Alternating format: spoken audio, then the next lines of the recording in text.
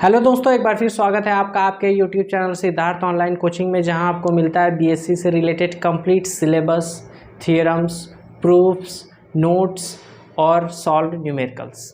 तो आज हमें पढ़ना है कूलम्ब्स लाइन वेक्टर फॉर्म। बहुत ही इंपॉर्टेंट टॉपिक है। इससे पहले आप लोग कूलम्ब्स लॉ पढ़ चुके हैं। कूलम्ब्स लॉ में क्या पढ़ें? तो कूलम्ब्स लॉ में हम लोग पढ़ें कि दो चार्जेस हैं Q1 और Q2। दो चार्जेस हैं Q1 और Q2। Q1 और Q2 दो चार्जेस हैं, इन्हें सेपरेट किया गया है डिस्टेंस R से। R डिस्टेंस से सेपरेट कर दिया गया। तो दोनों के बीच जो अट्रैक्शन फोर्स लगेगा या फिर रिपल्सन फोर्स लगेगा, दोनों फोर्सेस, अगर दोनों चार्जेस पॉजिटिव हैं तो दोनों के बीच रिपल्सन फोर्स लगेगा। दोनों अगर नेगेटिव हैं तो दोनों के बीच रिपल्सन फोर्स लगेगा। अगर इसमें एक पॉजिटिव है और दूसरा नेगेटिव है तब दोनों के बीच अट्रैक्शन फोर्स लगेगा। तो दो चार्जेस के बीच में लगने वाला अट्रैक्शन या फिर रिपल्सन फोर्स दोनों चार्जेस के मल्टीप्लिकेशन के डायरेक्टली प्रोपोर्शनल होता है। तो दोनों चार्ज हो गए Q1 और Q2, दोनों के मल्टीप्लिकेशन प्रोडक्ट के डायरेक्टली प्रोपोर्शनल और इनके बीच की दूरी के स्क्वायर के इनवर्सली प्रोपोर्शनल होता है। तो ये था F proportional Q1 Q2 by r square. अगर इस प्रोपोर्शनल को हटाएं और अगर यहाँ इक्वल लिखें तो एक कांस्टेंट, प्रोपोर्शनैलिटी कांस्टेंट लिखना पड़ेगा, जिसे कहा जाता है इलेक्ट्रोस्टैटिक फोर्स कांस्टेंट।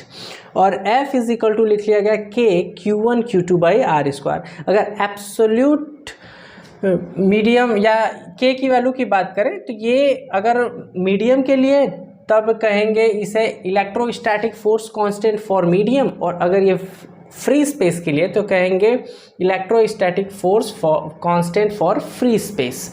और फ्री स्पेस के लिए इसकी वैल्यू रहेगी 1/4 पाई एप्सिलॉन नॉट इंटू ये हो गया Q1 Q2 by r square. तो ये हम लोग पढ़ चुके हैं कूलम्ब्स लॉ के अकॉर्डिंग, इतना पढ़ चुके हैं।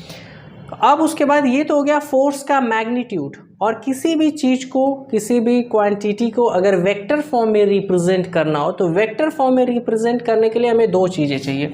वेक्टर फॉर्म में रिप्रेजेंट करने के लिए दो चीज़ें चाहिए। एक तो चाहिए इसका मैग्नीट्यूड और दूसरा चाहिए डायरेक्शन। Magnitude plus direction.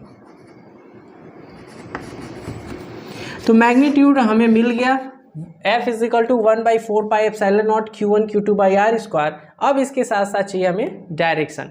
जैसे इससे पहले भी फिजिक्स में हम लोग पढ़े कि कोई ऑब्जेक्ट है, पॉइंट A से पॉइंट B तक जा रहा है, पॉइंट A से पॉइंट B तक जा रहा है। अब जाने में जो इसका स्पीड है, जो इसकी चाल है, वो है 5 मीटर पर सेकेंड। तो ये तो हो गया इसका चाल। अब अगर इसके साथ ये कहा जाए कि ये 5 मीटर पर सेकेंड की चाल से ईस्ट पूर्व दिशा में जा रहा है, इस डायरेक्शन में, ईस्ट डायरेक्शन में अगर मूव कर रहा है तो इसे कहेंगे वेग, इसे तब कहेंगे वेलोसिटी। वेलोसिटी में क्या रहेगा? स्पीड के साथ साथ डायरेक्शन भी रहेगा, तब उसे कहा जाएगा वेलोसिटी। मतलब इसमें डायरेक्शन भी रहेगा, मैग्नीट्यूड के साथ साथ डायरेक्शन भी रहेगा, और केवल मैग्नीट्यूड रहेगा तब उसे कहेंगे स्केलर, और अगर डायरेक्शन भी रहेगा तब उसे कहेंगे वेक्टर।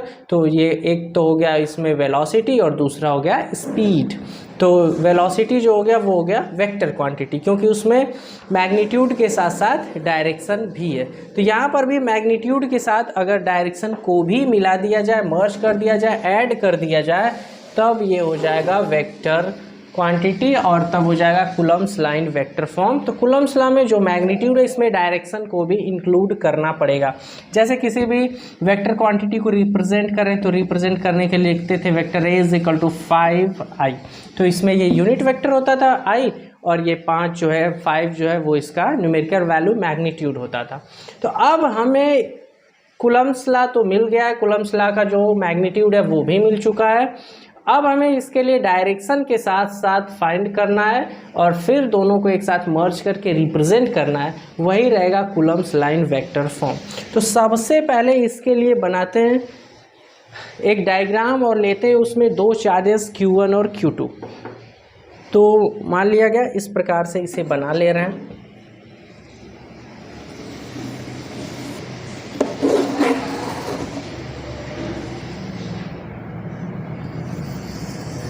ये x एक्सिस हो गया, ये y एक्सिस हो गया, इस प्लेन में कहीं कोई चार्ज ये रख लिया गया Q1, ये जो चार्ज हो गया एक चार्ज रख लिया गया, इस चार्ज को कहें Q1, फर्स्ट चार्ज हो गया Q1, यहाँ बना लिया फर्स्ट चार्ज हो गया Q1, और यहीं पे दूसरा चार्ज बना लिया गया, ये सेकंड चार्ज हो गया Q2, तो 2 पॉइंट चार्ज हो गए।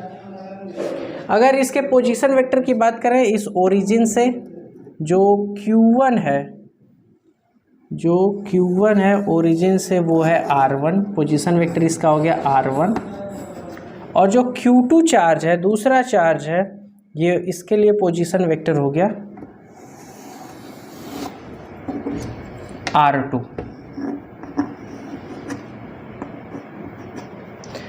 तो दो चार्ज Q1, 2 पॉइंट चार्ज हम लोग ले लिए Q1, और दूसरा चार्ज हो गया Q2, 2 चार्ज ले लिया गया। इसके लिए जो पोजीशन वेक्टर है वो हो गया Q1 चार्ज के लिए R1 और Q2 चार्ज के लिए हो गया R2। अब इन दोनों के बीच अगर डिस्प्लेसमेंट की बात करें, तो डिस्प्लेसमेंट जो भी होगा अभी इस पे हम लोग बात करेंगे। सबसे पहले चार्जेस के बारे में बात करते हैं। अगर दोनों चार्जेस अपोजिट रहेंगे तो दोनों के बीच अट्रैक्शन फोर्स वर्क करेगा, एक प्लस है दूसरा माइनस है, या पहला माइनस है दूसरा प्लस है, तब दोनों के बीच अट्रैक्शन फोर्स, आकर्षण बल लगेगा। अगर दोनों सिमिलर चार्जेस हैं, एक प्रकार के चार्जेस हैं, तो दोनों के बीच रिपल्सन फोर्स लगेगा। तो मान लिया गया दोनों पॉजिटिव चार्ज हैं, Q1 भी पॉजिटिव है और Q2 भी पॉजिटिव है। तो अगर दोनों चार्जेस पॉजिटिव हैं तो पॉजिटिव होने की वजह से अब दोनों चार्ज एक दूसरे को रिपल करेंगे, एक दूसरे को प्रतिकर्षित करेंगे। तो अब उसके बाद Q1 जो है Q2 को रिपेल करेगा और Q2 चार्ज Q1 को रिपेल करेगा। अब Q1 का जो पोजीशन वेक्टर है वो हो गया R1 और Q2 का जो पोजीशन वेक्टर है वो हो गया वेक्टर R2। अब डिस्प्लेसमेंट वेक्टर की बात करते हैं। तो Q1 से जब हम Q2 की तरफ आ रहे हैं, Q1 से Q2 की तरफ आ रहे हैं, तब डिस्प्लेसमेंट वेक्टर की बात करें तो R कहाँ से आ रहे हैं, 1 से कहाँ जा रहे हैं, 2 की तरफ, ये हो गया R12। डिस्प्लेसमेंट वेक्टर हो गया R12। जब हम फर्स्ट चार्ज से चल रहे हैं सेकेंड चार्ज की तरफ, तो ये हो गया वेक्टर R12। किस डायरेक्शन में ये वर्क कर रहा है, ये वर्क कर रहा है Q1 से Q2 की तरफ, Q1 से Q2 की तरफ। अब उसके बाद दूसरा Q2 से जब हम चलेंगे Q1 की तरफ, Q2 से चलेंगे Q1 की तरफ, तो 2 से शुरू कर रहे हैं और जा रहे हैं 1 की तरफ, तो ये हो जाएगा डिस्प्लेसमेंट वेक्टर R21। और किधर से किधर की तरफ जा रहे हैं, हम लोग जा रहे हैं Q2 से Q1 की तरफ। इसे भी इसी प्रकार से अगर लिखें तो लिख सकते हैं, इस वाले में हम लोग कहाँ से कहाँ आ रहे हैं, इस वाले में हम लोग आ रहे हैं इधर से इधर की तरफ, मतलब फर्स्ट चार्ज से मूव कर रहे हैं सेकेंड चार्ज की तरफ। तो फर्स्ट चार्ज से जब सेकेंड चार्ज की तरफ मूव कर रहे हैं, चल रहे हैं, तब डिस्प्लेसमेंट वेक्टर हो गया वेक्टर R12। और जब सेकेंड चार्ज से फर्स्ट चार्ज की तरफ बढ़ रहे हैं तो पोजीशन शुरू करेंगे कहाँ से, 2 से, और कहाँ जा रहे हैं 1 पर, तो ये हो जाएगा R21। अब वेक्टर फॉर्म में लिख दिए। तो R21 कहाँ है, Q2 चार्ज से जब हम लोग बढ़ रहे हैं Q1 की तरफ। दोनों की जो डिस्टेंस है, वैल्यू है, वो तो सेम ही है, मैग्नीट्यूड दोनों का सेम ही है। बात करेंगे उस पर। अभी फर्स्ट चार्ज से जब सेकंड की तरफ बढ़ रहे हैं तो डिस्प्लेसमेंट वेक्टर क्या हो जाएगा, R फर्स्ट से चल रहे हैं तो R1, और 2 की तरफ जा रहे हैं तो R12। वेक्टर फॉर्म में लिख दिए तो वेक्टर R12। अब फर्स्ट चार्ज से हम लोग आ रहे हैं सेकेंड चार्ज की तरफ। ये तो हो गया इसके लिए डिस्प्लेसमेंट वेक्टर। R1 और R2 पोजीशन वेक्टर्स हो गए रेस्पेक्टिवली Q1 और Q2 के लिए। और फिर डिस्प्लेसमेंट वेक्टर जब फर्स्ट चार्ज से सेकंड चार्ज की तरफ आ रहे हैं तो ये हो गया वेक्टर R12, और जब सेकंड चार्ज से फर्स्ट चार्ज की तरफ जा रहे हैं तो ये हो गया वेक्टर R21। अब दोनों चार्ज है पॉजिटिव, और दोनों चार्ज पॉजिटिव हैं तो दोनों को एक दूसरे को करेंगे प्रतिकर्षित, दोनों को एक दूसरे को करेंगे रिपेल। तो अगर फर्स्ट चार्ज इस पर फोर्स लगाएगा Q2 पर, तो फर्स्ट चार्ज ऐसे फोर्स लगाएगा इधर की तरफ, इधर की तरफ फोर्स लगेगा तो ये फोर्स इधर की तरफ लगेगा, क्योंकि कूलम्ब्स लॉ में कहा गया है कि दोनों के बीच अट्रैक्शन या फिर रिपल्सन फोर्स जो लगेगा वो चार्जेस के ज्वाइनिंग लाइन पे लगेगा। तो चार्जेस की ज्वाइनिंग लाइन यही है इधर की ओर। तो अब फर्स्ट चार्ज की वजह से फोर्स लग रहा है सेकेंड चार्ज पे, तो फर्स्ट चार्ज की वजह से सेकेंड चार्ज पे जो फोर्स लग रहा है, तो सेकेंड चार्ज पे फोर्स लग रहा है तो ये हो गया F, सेकेंड चार्ज पे लग रहा है 2, फर्स्ट वाले चार्ज की वजह से लग रहा है 1, तो जो फोर्स लग रहा है वो हो गया F21, अर्थात फर्स्ट चार्ज की वजह से सेकेंड चार्ज पे जो फोर्स लग रहा है उसे कहेंगे F21। F हो गया फोर्स किस पे लग रहा है, सेकेंड चार्ज पे, किसकी वजह से, फर्स्ट चार्ज की वजह से। इसी प्रकार से फर्स्ट चार्ज जो Q1 है ये अपनी जगह है, Q2 जो है ये क्या करेगा, ये भी इस पे एक प्रतिकर्षण बल लगाएगा, रिपल्सिव फोर्स लगाएगा, जिसकी वजह से ये Q1 जो है ये इधर की ओर मूव करेगा, इस पे भी प्रतिकर्षण बल लगेगा तो ये भी पीछे की ओर मूव करेगा। इस पे लगने वाला जो फोर्स होगा वो हो जाएगा F, किस पे लग रहा है, फर्स्ट चार्ज पे लग रहा है, किसकी वजह से लग रहा है, सेकेंड चार्ज की वजह से, तो ये हो जाएगा F12। इतनी बात हो गई। क्या क्या बातें हो गई, बातें ये हो गई कि Q1 जो चार्ज है इसका पोजीशन वेक्टर R1, Q2 जो चार्ज है इसका position vector R2। Displacement vector की बात करें तो Q1 से जब Q2 पे आ रहे हैं तो हो जाएगा R12, वेक्टर R12 हो गया डिस्प्लेसमेंट वेक्टर। और उसके बाद जब Q2 से Q1 की तरफ जा रहे हैं तो ये हो जाएगा R21 डिस्प्लेसमेंट वेक्टर। अब उसके बाद फर्स्ट चार्ज की वजह से सेकेंड पे फोर्स लग रहा है तो F, सेकेंड पे लग रहा है तो 2, अब फर्स्ट की वजह से लग रहा है तो F21, तो वेक्टर F21 हो गया। अब फर्स्ट चार्ज पे Q2 की वजह से लग रहा है तो ये हो जाएगा F, फर्स्ट पे लग रहा है सेकेंड की वजह से F12। अगर अब इसे रिप्रेजेंट करें, लिखें, तो लिखने के लिए क्या करें, तो पूरा लैंग्वेज में लिखें कि फोर्स ऑन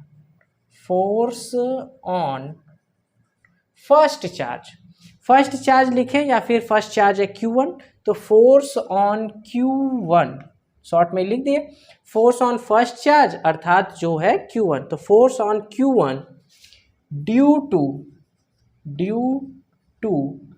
Q2, तो force on first charge due to second charge, तो फर्स्ट चार्ज है Q1 और सेकेंड चार्ज है Q2, तो पहले वाले चार्ज पर दूसरे वाले चार्ज की वजह से, तो पहले वाले चार्ज पर दूसरे वाले चार्ज की वजह से जो फोर्स लग रहा है वो है F12। इसे लिख लें तो ये वैल्यू कितना है, ये है F12। ये वैल्यू मिल गई हमें, कितना वैल्यू मिल गई, F12।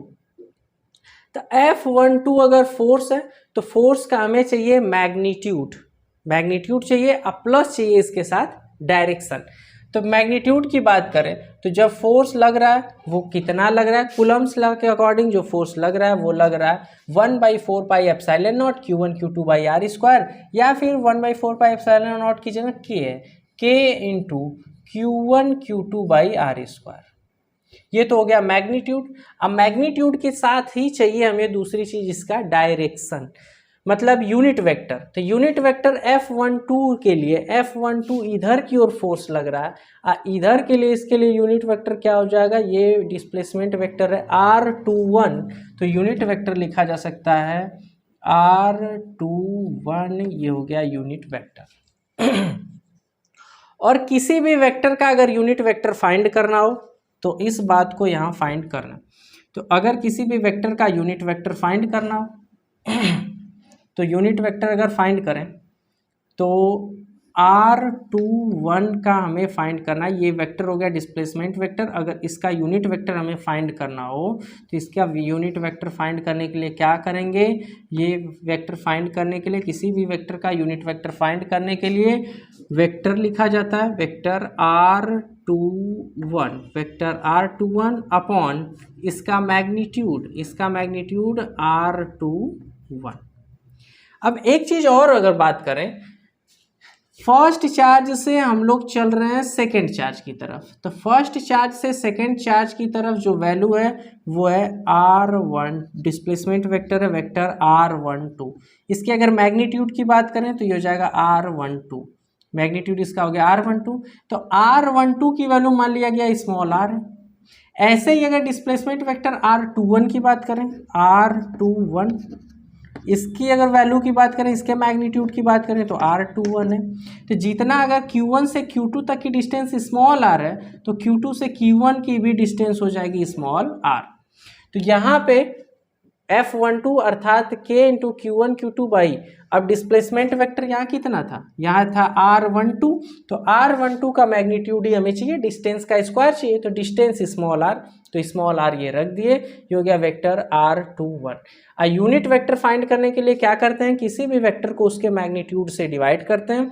तो वेक्टर अगर R21 है अपॉन मैग्नीट्यूड इसका R21 है, तो मैग्नीट्यूड जो होगा वो स्मॉल r ही है, तो इसे लिखा जा सकता है vector R21 by small r। तो इसकी जगह नेक्स्ट लाइन में लिखें, ये लिख लिया गया K Q1 Q2 by r square into R21 की जगह लिखें vector R21 by small r, या फिर ये लिखा जा सकता है K Q1 Q2 by r cube into vector R21। इतनी बात हो गई, इसे क्या लिया गया इक्वेशन नंबर 1। ये क्या था, ये था फर्स्ट चार्ज पे फोर्स सेकंड चार्ज की वजह से। ऐसे ही सेकंड चार्ज पे फोर्स फाइंड करेंगे फर्स्ट चार्ज की वजह से। तो देखें फोर्स ऑन सेकंड चार्ज अर्थात Q2 due to first charge अर्थात Q1 ड्यू टू Q1। तो Q1 की वजह से क्या हो जाएगा, तो सेकेंड चार्ज पे फोर्स हमें फाइंड करना है पहले वाले चार्ज की वजह से। ये फोर्स कितना है, F21 है, इसकी वैल्यू है F21 वेक्टर F21। इसके लिए भी चाहिए magnitude K into Q1 Q2 by दोनों के बीच के डिस्टेंस का स्क्वायर। तो दोनों के बीच का डिस्टेंस है R12, इसका मैग्नीट्यूड हो जाएगा R12, इसका मैग्नीट्यूड हो जाएगा R12, या फिर कह लें स्मॉल r। तो हो गया r स्क्वायर इंटू, अब इसके साथ चाहिए यूनिट वेक्टर। तो यूनिट वेक्टर किसके लिए, F21 के लिए। F21 इधर आ रहा है, तो F21 इधर आ रहा है, तो इसके लिए जो यूनिट वेक्टर ये है R12, इसे लिख दें, तो ये हो जाएगा R12 कैप। इसके अगर वैल्यू की बात करें, R12 की वैल्यू की बात करें, तो R12 जो यूनिट वेक्टर है, अगर इसे लिखना हो तो क्या करेंगे, इसे लिखेंगे vector R12 upon magnitude of vector. तो मैग्नीट्यूड हो जाएगा R12, या फिर लिखा जा सकता है केवल small r upon small r। यही वैल्यू यहाँ प्लेस कर दें, ये हो गया K into Q1 Q2 by r square into vector unit vector R12 की वैल्यू हो जाएगी vector R12 by r, multiply कर दें, ये हो जाएगा K Q1 Q2 by r cube into vector R12। तो ये हो गया इक्वेशन नंबर 1 और ये हो गया इक्वेशन नंबर 2। अब इक्वेशन नंबर 1 और इक्वेशन नंबर 2 को फर्दर सॉल्व करना है।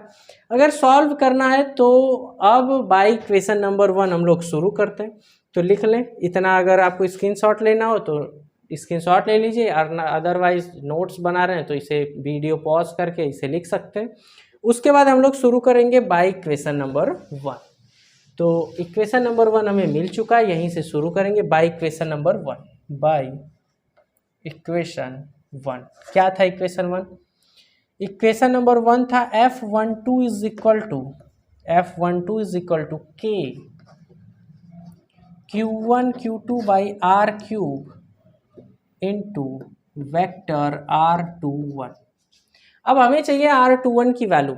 अगर ये सब वैल्यूज लिख लें आप तो इसे इरेज कर दें, फिर से अगर इसमें लगाएं ट्रायंगल ऑफ वेक्टर एडिशन, तो देखते हैं ये एक डिस्प्लेसमेंट वेक्टर इधर की तरफ, दूसरा ये इधर की तरफ, और तीसरा डिस्प्लेसमेंट वेक्टर ये पोजीशन वेक्टर इधर की तरफ। और कहा गया है कि ट्रायंगल ऑफ वेक्टर एडिशन में कहा गया है कि अगर दो वेक्टर्स को किसी भी ट्रायंगल की दो एडजेसेंट साइड से रिप्रेजेंट किया जाए तो जो उसका थर्ड साइड है वो उसके रिजल्टेंट को रिप्रेजेंट करेगा।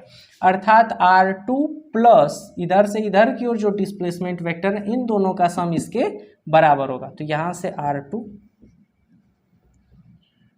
प्लस यहाँ से यहाँ की ओर बढ़ रहा है, तो इधर से इधर बढ़ने के लिए हमारे पास क्या है, R21 plus vector R21 is equal to R1 is equal to R1। R21 की वैल्यू यहाँ से मिल जाएगी। R21 की वैल्यू अगर हमें चाहिए तो ये क्या हो जाएगा, ये हो जाएगा वेक्टर R1, ये उधर चला जाएगा, ये हो गया माइनस वेक्टर R2। सिमिलरली इसी प्रकार से सिमिलरली R12 की वैल्यू भी फाइंड की जा सकती है। सिमिलरली R21 की वैल्यू R1 माइनस R2, तो R12 की वैल्यू हो जाएगी R2 माइनस R1। R12 की वैल्यू हो जाएगी R2 माइनस R1, सब पे वेक्टर रहेगा, ये हो गया vector R2 minus vector R1। तो R21 की वैल्यू प्लेस कर दें, R21 की वैल्यू यहाँ है, R21 की वैल्यू क्या है, R1 माइनस R2। तो नेक्स्ट लाइन में लिख लें इसे K Q1 Q2 by R cube, और R21 की जगह रख दिए R1 minus R2, vector R1 minus R2। अब उसके बाद अगर इसे इरेज कर दें, यहाँ तक स्पेस बना लें। अब उसके बाद अगर इसमें से कॉमन ले लें, वैल्यू वो वाली प्लेस करनी है, तो एक माइनस कॉमन ले लिए, ये हो गया minus K Q1 Q2 by R cube, और यहाँ से माइनस कॉमन लेने के बाद ये हो गया माइनस R1 प्लस R2, तो प्लस को पहले लिख लिए, ये हो गया vector R2 minus vector R1, और vector R2 minus vector R1 की वैल्यू है R12, वेक्टर R12, ये हो गया minus K Q1 Q2 by R cube into vector R12। और अगर ये वैल्यू देखा जाए, तो ये वैल्यू किसकी है, ये वैल्यू इसकी F21, वेक्टर F21 की वैल्यू, ये इक्वेशन नंबर 1 की बात करें तो ये वैल्यू है K into Q1 Q2 by R cube into R12, ये किसकी वैल्यू है, ये वैल्यू F21 की, तो ये equal minus F21, vector F21, और इधर क्या था, वेक्टर F12। अर्थात दोनों वेक्टर फॉर्म जब सॉल्व किए तो हमें क्या मिल रहा है, कूलम्ब्स लॉ, ये Coulomb's law in vector form में रिप्रेजेंट करने के बाद दोनों फोर्सेस मिल तो रहे हैं, दोनों फोर्सेस एक दूसरे के बराबर हैं, लेकिन दोनों फोर्सेस एक दूसरे के अपोजिट हैं। तो वेक्टर फॉर्म सॉल्व करने के बाद हमें क्या मिला, रिजल्ट क्या मिला कि दो जो फोर्स वर्क कर रहे हैं, फर्स्ट चार्ज की वजह से सेकेंड पे वो, और सेकेंड चार्ज की वजह से फर्स्ट पे, दोनों फोर्स आपस में इक्वल हैं लेकिन अपोजिट डायरेक्शन में हैं। तो न्यूटन के थर्ड लॉ का भी फॉलो कर रहा है ये vector law, Coulomb's law in vector form. और दूसरी चीज़ क्या है कि ये इक्वल और अपोजिट फोर्स वर्क कर रहे हैं। तो यही था Coulomb's law in vector form, और अगर इसे एग्जाम में आता है तो इतना पूरा प्रोसेस आपको करना पड़ेगा। तो ये हो जाएगा F12 is equal to minus F21, यही प्रूफ है, यही था Coulomb's law in vector form. तो आई होप ये पूरा थियरम आपको समझ में आया होगा, ये बात आप कमेंट से भी बताएं। फिर मिलते हैं दोस्तों अगले वीडियो में किसी इंपॉर्टेंट टॉपिक के साथ। Thanks for watching.